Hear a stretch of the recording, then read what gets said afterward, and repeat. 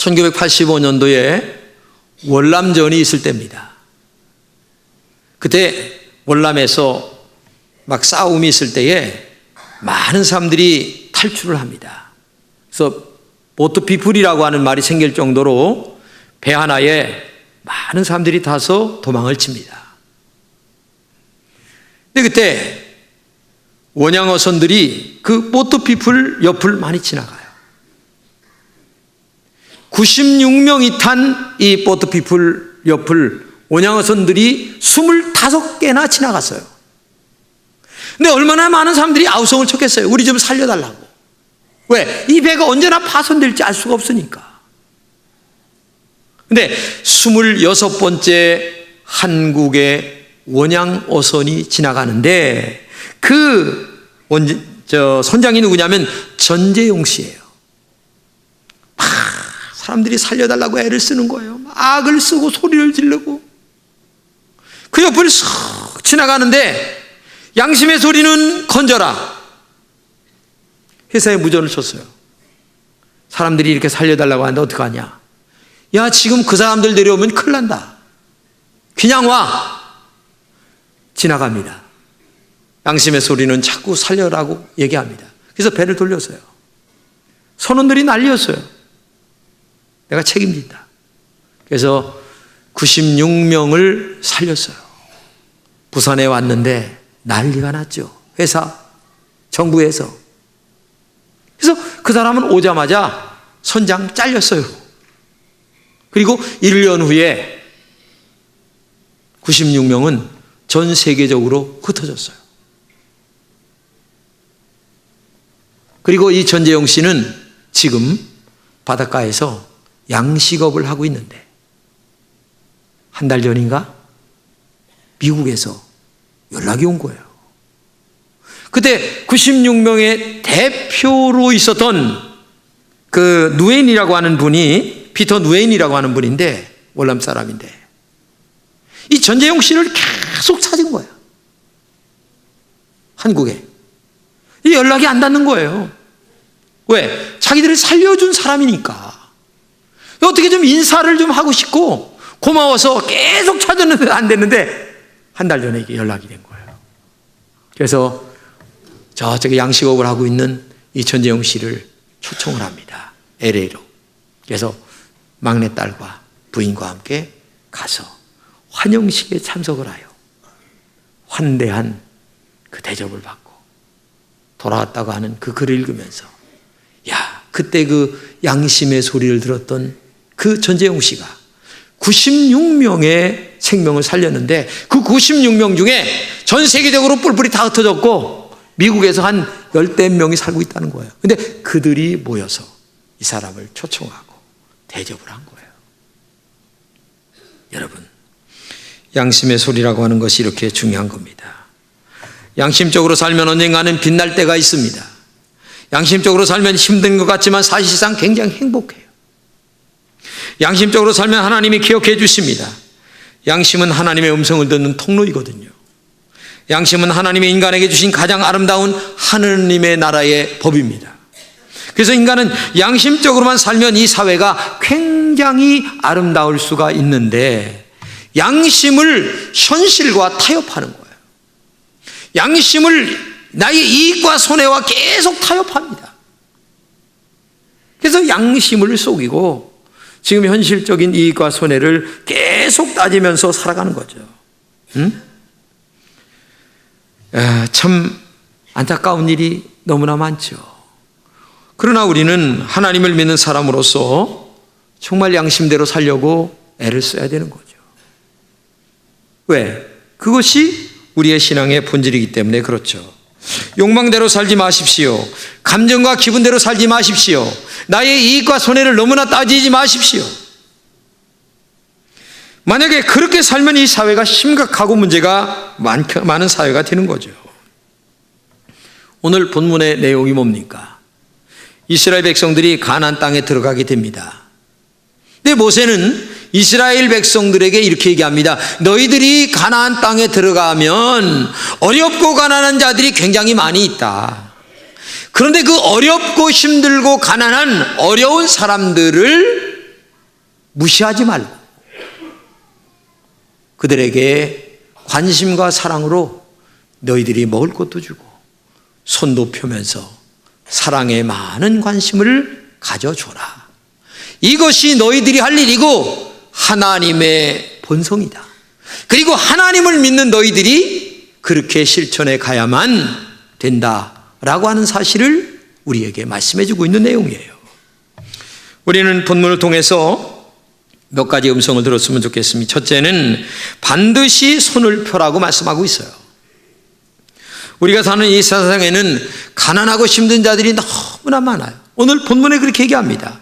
어떤 사람은 부모님을 잘 만나서 평생토록 고생 안 하고 잘 사는 사람이 있는 반면에 어떤 사람은 부모님을 잘못 만나 평생을 고생하는 사람도 있고, 어떤 사람은 부모님을 잘 만났는데도 자기가 관리를 잘 못하여 고생하는 사람도 있고, 어떤 사람은 환경적으로 어려운 사람이 있고, 어떤 사람은 유전적으로 늘 몸이 쇠약한 사람도 있고, 정말 우리 주변에는 이 어렵고 힘든 사람들이 끊일 날이 없다고 오늘 본문에 얘기합니다.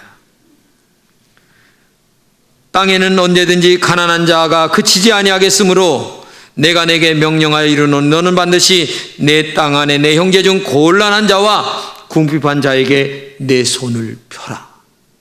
내 손을 펴라고 하는 말이 뭐예요? 손을 피라는 얘기입니다. 이 말은 한마디로 얘기하면 가난한 사람들에게 베풀며 살아라, 그런 뜻이거든요. 그러기 위해서는 여기 마음을 완악하게 하지 말라, 그리고 손을 움켜쥐지 말라. 한마디로 얘기하면 너의 마음도 열고 그 다음에 진짜 네 손도 물질도 펴라, 이 그런 뜻이에요. 근데 우리는 어떻습니까? 마음이 완악합니다. 어떻게 완악한 줄 아세요? 에이그, 저것들은 게을러서 가난하게 사는 거야. 그런 것들에게는 한 푼도 줄 수가 없어. 마음을 닫아버리는 거예요. 그러면서 마음도 닫고 손도 꽉 닫는 거예요. 그래서 베풀질 않는 거죠. 그러나 주님은 뭐라고 합니까? 너 그러지 말고 내 손을 반드시 펴라. 어려운 사람들에게 마음을 열으란 얘기입니다. 그들을 받아들이란 얘기입니다. 그들에게 물질이나 먹을 것을 함께 나누는 사람이 되라고 하는 거예요. 여러분, 우리가 하나님 앞에 이미 천국을 받았고 소망을 받았고 영생을 받았습니다. 뿐만 아니라 너무나 많은 것들을 하나님 앞에 받고 살고 있는 거예요. 내가 열심히 노력했다 할지라도 하나님이 근본적으로 나를 축복해 주지 아니하면 우리가 밥 먹고 아니면 건강하게 살 수 있습니까? 저도 이번에 병원에 갔다 왔지만은 내 힘으로는 못 고쳐요. 의사의 손길 때문에 내가 고친 거예요. 물론 돈은 줬죠. 그러나 아무리 돈을 줘도 이건희 씨는 못 일어나요.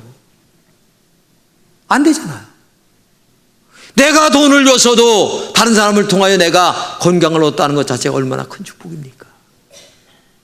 내가 농사를 안 져도 다른 사람이 농사 져서 쌀밥 먹고 사는 게 얼마나 큰 은혜입니까?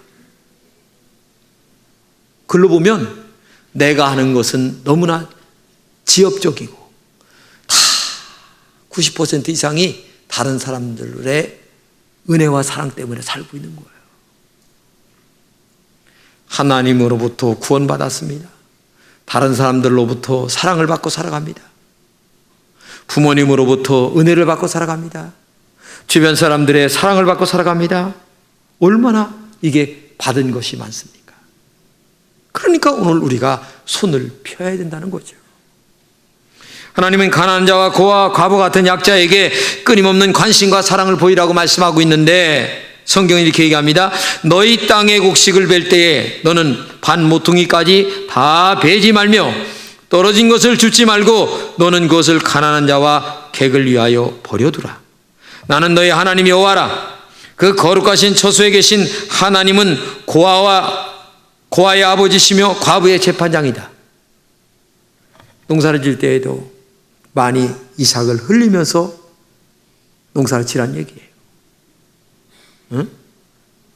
지난번에 얘기했지만 어려서 이삭 주워서 쌀 먹고 보리 먹고 우리가 그랬잖아요. 생각나잖아요, 그거?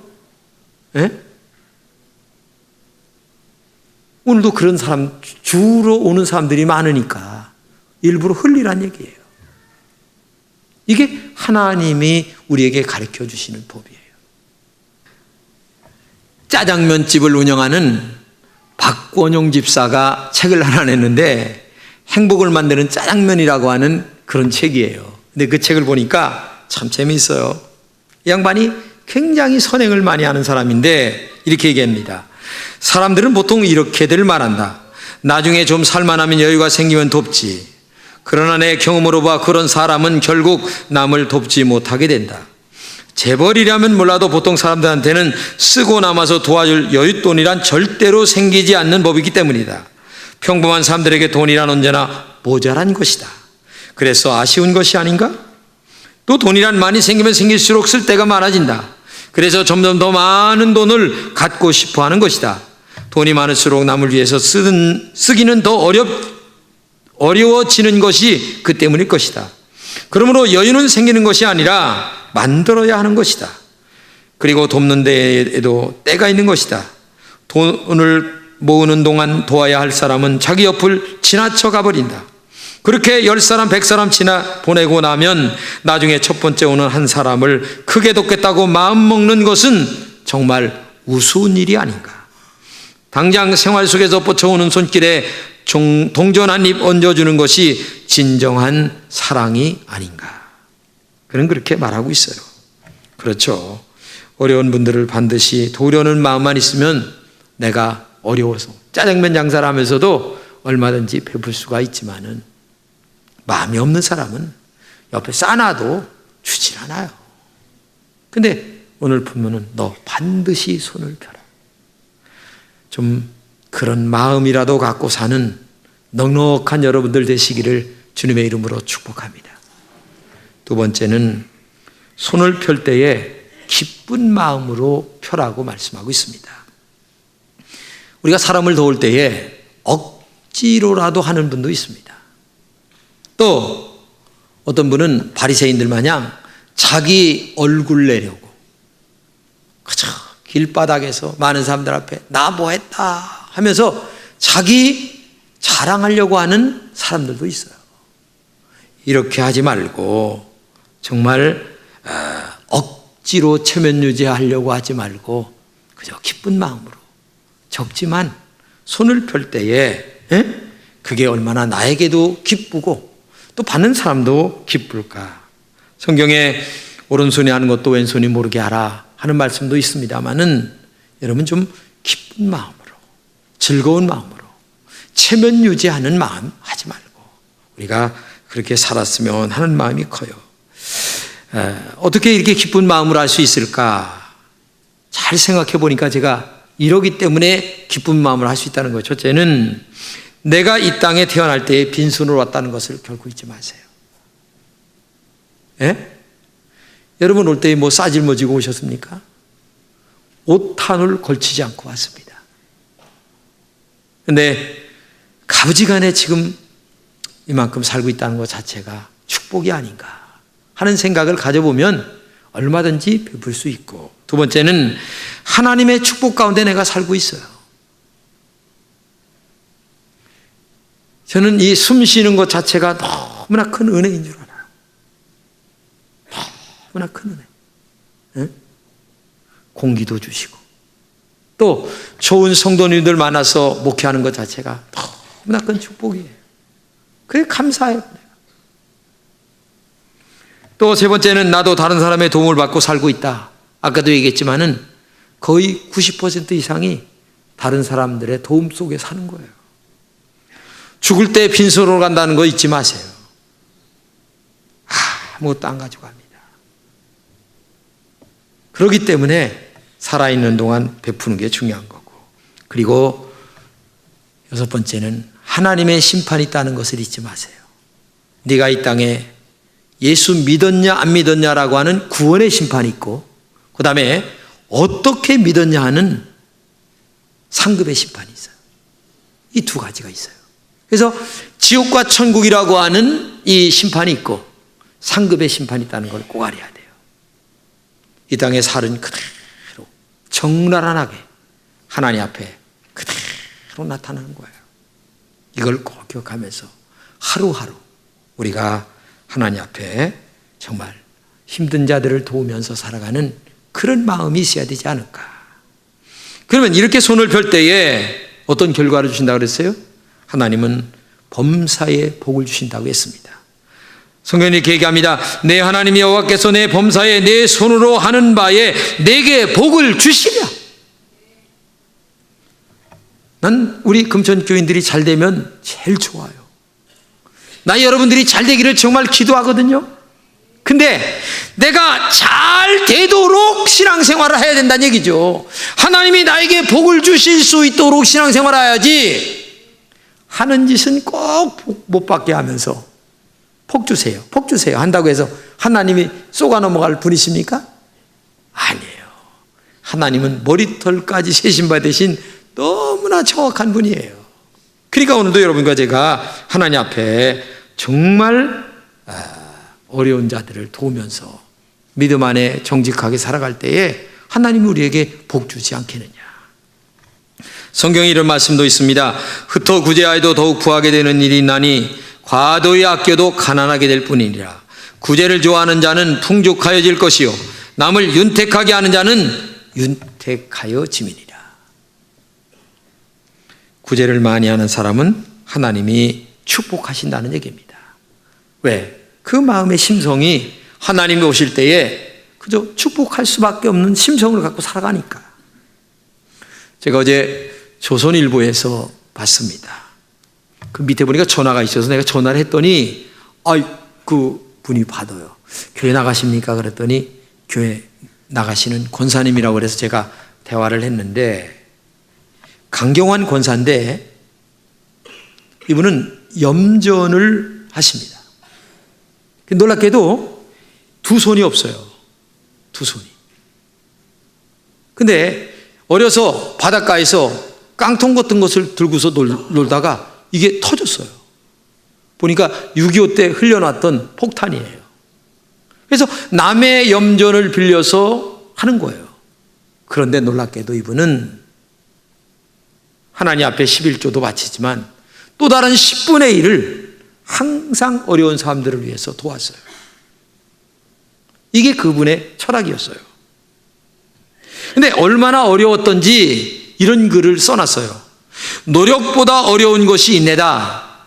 그래, 그렇게 써놨어요.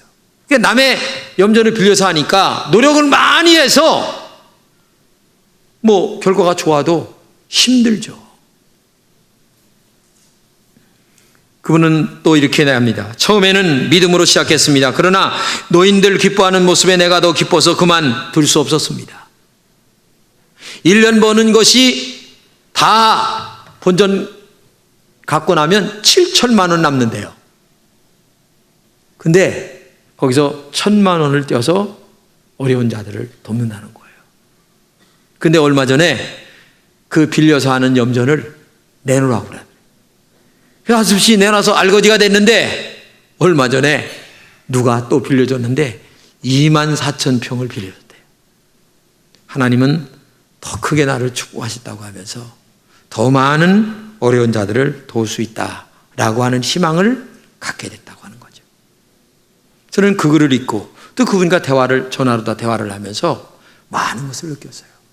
야, 두 손이 없고 염전 농사에서 힘든 여정 속에서도 그러니까 10분의 1 하나님께 드리고 10분의 1 또 어려운 자들 돕고. 여러분, 그게 그렇게 쉬운 게 아니에요. 말처럼 쉬운 게 아니에요. 그런데도 그것을 실천해가는 그 기쁨을 아는 거예요.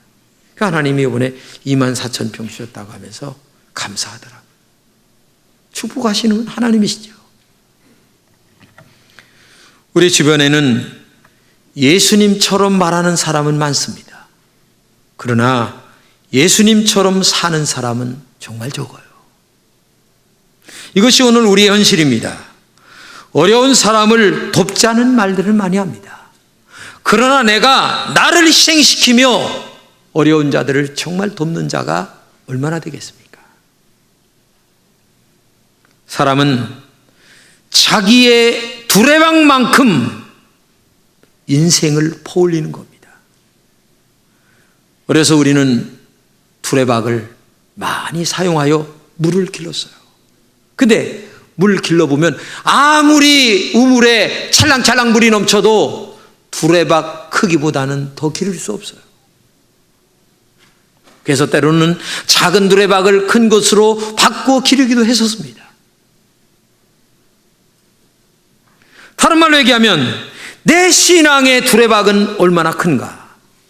내 인간성의 두레박은 얼마나 큰가? 내 인격의 두레박은 얼마나 큰가를 우리는 알아야 됩니다. 내가 살아온 지금의 인생이라고 하는 것은 내 인간성, 내 인간, 신앙의 두레박만큼만 살아온 거예요. 주변에 축복된 일들이 그렇게 넘쳐도 나는 그 이상을 기를 수가 없었던 거예요.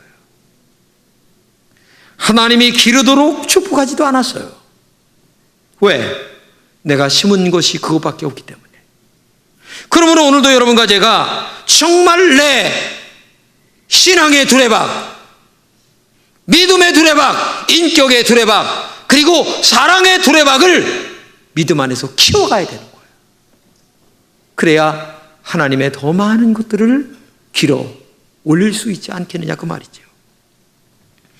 성경에 사마리아 비유가 나옵니다. 마지막에 이렇게 얘기합니다. 누가 강도 만난 자의 이웃입니까? 라고 하는 질문에 예수님은 딱 한마디 하십니다. 너도 가서 이 사람처럼 해라.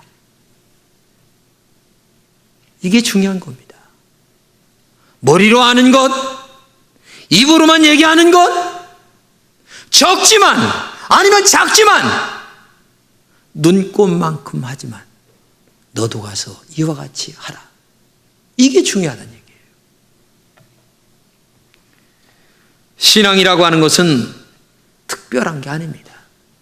믿음 생활이라고 하는 것이 무슨 뭐 대단하게 특별한 게 아니에요. 평범한 겁니다. 그 평범의 기준은 뭐냐? 예수님처럼 살아가는 것이 신앙생활이에요. 그리고 그 신앙생활은 우리의 삶에 평범하게 와닿아야 됩니다. 만약에 예수님처럼 사는 것이 너무나 지겨워, 힘이 들어, 괴로워, 그래서 교회 나오는 것 자체가 힘이 들어, 예배당에 앉아있는 것 자체가 힘이 들어, 그 사람은 짝퉁이에요. 예수님처럼 살려는 것이 재미가 있어야 됩니다. 그 사람이 마음을 비운 자예요. 그 사람이 내려놓은 자예요. 그 사람이 주님을 닮으려고 몸부림치는 자이기 때문에. 근데 만약에 오늘도 예수님처럼 살아라 그랬는데 그게 너무나 힘들어. 그래서 성경에 나오는 부자 청년 마냥 할 수 없이 머리를 극적이며 뒤로 돌아가. 그러면 천국도 잃어버리고 모든 것도 다 잃어버리는 거죠. 그렇기 때문에 오늘도 여러분과 제가 예수님처럼 자연스럽게 살려고 하는 마음을 갖고 우리의 신앙생활을 해야 되지 않겠느냐. 예수님처럼 살아갈 때에 하나님의 뜻이 나를 통하여 이루어지는 것입니다. 그때에 평범한 하나님의 야심이 우리를 통하여 이루어지는 것입니다. 나를 통하여 이루어지는 거예요. 오늘도 하나님은 우리에게 하나님의 평범한 야심이 있습니다. 너 믿음으로 살아라. 그때에 너를 통하여 나의 뜻이 이루어질 것이다. 이것이 평범한 하나님의 야심이에요. 부족하지만, 힘들지만, 연약하지만 여러분이 살아가는 삶의 현장에서 하나님의 이 평범한 야심 이루어드리는 말씀의 종이 되시기를 주님의 이름으로 축복합니다.